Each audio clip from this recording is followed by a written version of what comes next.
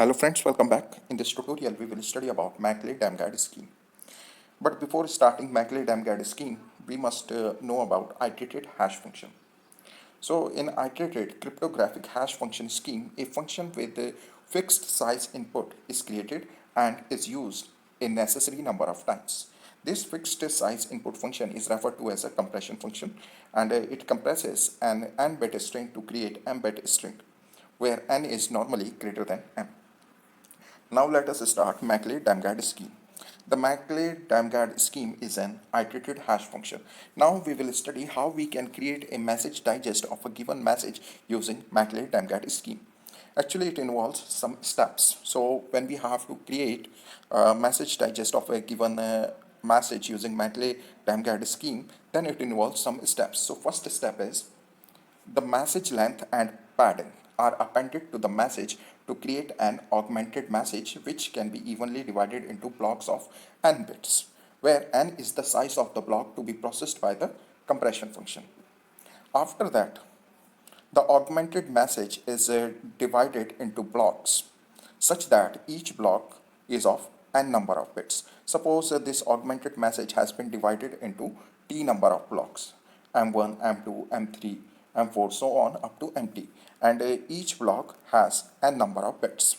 Now what happens, since there are t number of blocks, therefore there will be t iterations, and at each iteration one digest will be created. At each iteration one digest will be generated, so there will be t digests which will be generated here, h1, h2, h3, and so on up to ht. As you can see here in this diagram, that augmented message has been divided into t number of blocks, and each block is having a number of bits. And here this is small f, it is a compression function. And as you can see here, as there are t iterations, so there will be t number of digests will be created, h1, h2, h3, so on up to ht, right? And this compression function f, at each ith iteration, what it does, it operates on digest hi minus 1 and block mi to create a digest hi, where hi minus 1 digest is created by compression function in previous iteration. So in starting, what happens, as you can see here, this compression function f, what happens, it will operate on block m1 and digest h0. Now what is this digest h0, right? Because it is the first iteration. So in first iteration, the compression function will operate on block m1 and digest h0. So what is this digest h0? See, this digest h0 is set to a fixed value, normally called iv. It means initial value or initial vector.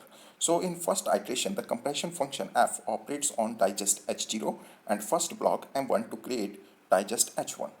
And then in second iteration,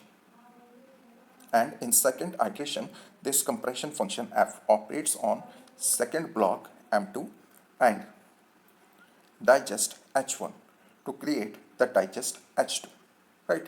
So similarly other iterations will work, and finally after tth iteration, this digest ht will be created. Now the digest ht which is created after tth iteration is the message digest of the original message. So here you can see that this compression function f, right, it operates on block and the digest which is created in previous iteration, right?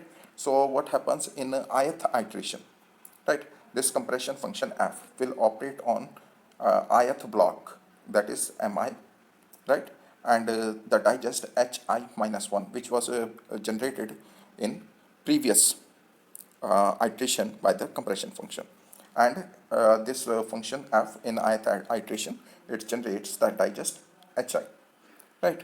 So as you can see here in this diagram, after tth iteration, the digest ht is created, right? And this digest ht, it is the message digest of the original message, right?